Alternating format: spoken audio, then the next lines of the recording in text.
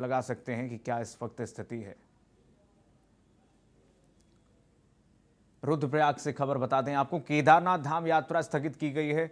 रुद्रप्रयाग में देर रात से लगातार बारिश हो रही है और इसको देखते हुए केदारनाथ धाम यात्रा स्थगित कर दी गई है। अलकनंदा गोमती नदी का जलस्तर भी बढ़ गया है। इस वक्त केदारनाथ धाम यात्रा स्थगित कर दी गई है। एहतियातन रुद्रप्रयाग में देर रात से लगातार बारिश को देखते हुए ये यात्रा जो है स्थगित कर दी गई है। अलकनंदा गोमती नदी का जलस्तर भी बढ़ गया है।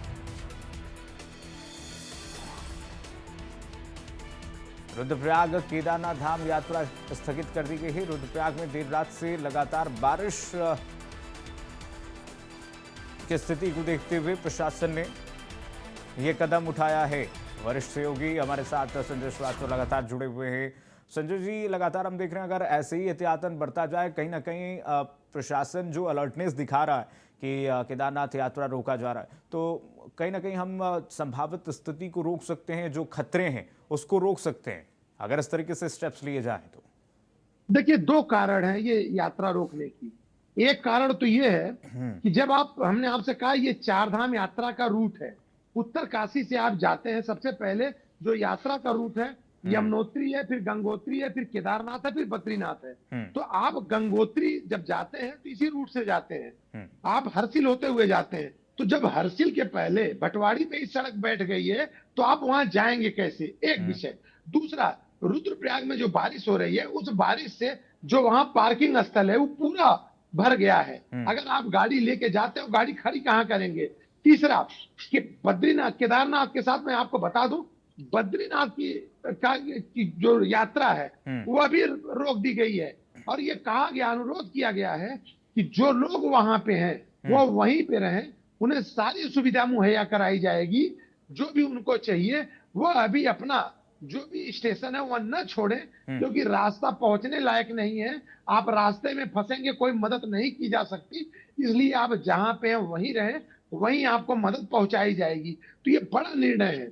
सरकार अगर इस तरह का निर्णय ले रही है और ये मैसेज दे रही है, और हम भी अपने चैनल के माध्यम से सबको ये मैसेज देना चाहेंगे, जो जहां पे है आप वहीं रहें, आपको मदद सरकार भी पहुंचाएगी, जरूरत होगा तो चैनल भी पहुंचाएगा। लेकिन जब तक मौसम सही नहीं होता आप मूवमेंट मत करें। सड़कें धसी हुई हैं, गाड़ियां नहीं निकल पा रही हैं, गाड़ियां बह रही हैं। आप गाड़ी टिहरी में बह गई, गाड़ी ऋषिकेश में बह गई, गाड़ी अल्मोड़ा में बह गई।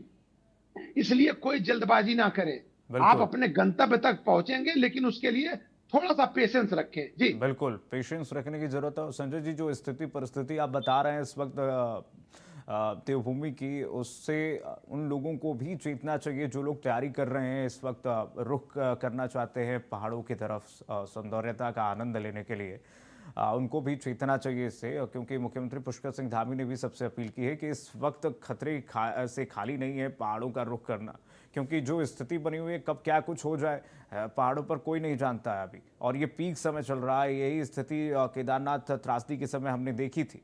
संजय जी, इस वक्त जो वहाँ पर हर्षिल सेक्टर में जो इस वक्त चल रहा है,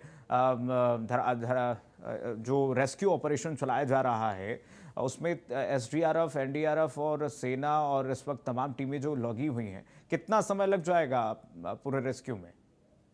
देखिए, ये जितनी एजेंसियां लगी हुई हैं वो जितनी एजेंसियां लगी है, दो सेक्टर में काम कर रही हैं जी। एक तो वह सेक्टर जो कि रास्ते को खोल करके आवागमन की व्यवस्था कर सके, हाँ। क्योंकि एक पुल भी बह गया है। और दूसरी जो एजेंसी लगी है वो लोगों को बचाने का कोशिश कर रही है, बचा करके उन्हें राहत कैंप तक पहुंचाने का काम कर रही है। तो जो बचाने का काम है इस समय किसी मतलब मशीनरी से नहीं हो सकता, लोग दबे हुए हैं। तो अगर कोई मशीन का उपयोग होगा तो नुकसान ज्यादा हो सकता है, इसलिए मैनुअली उनका प्रयास है। जितनी एजेंसियां हैं, एनडीआरएफ है, एसडीआरएफ है, सेना है, स्थानीय पुलिस है, वो कोशिश कर रही है कि किसी तरह मैनुअली उनको निकाल करके उनको बचाया जाए। और उनको अगर स्वास्थ्य से संबंधित कोई समस्या है तो उनको स्वास्थ्य केंद्र पहुंचाया जाए, और नहीं तो अगर कोई उनकी जगह नहीं है तो उन्हें राहत कैंप पहुंचाया जाए। तो और इन सबके साथ मौसम कितना साथ देता है ये बड़ा महत्वपूर्ण है। ये लोगों की निगाहें इस पे हैं, क्योंकि मौसम साथ देगा तभी आप बचाव और राहत कार्य कर सकते हैं। कैंप लगाए गए हैं, लोग वहां पे, अधिकारी पहुंच रहे हैं। अगर मौसम सही होगा तभी अधिकारी रुक करके वहां काम करा सकता है। तो बाबा बद्रीनाथ से यही लोग मना रहे हैं कि हम्म। कुछ देर मौसम को रोक के रखें, जिससे बचाव किया जा सके, और जो लोग दबे हैं या जो लोग दिखाई दे रहे हैं या जिन्हें बचाया जा सकता है, उन्हें किसी भी तरह उनको निकाल करके उचित जगह पे पहुंचाया जा सके। जी।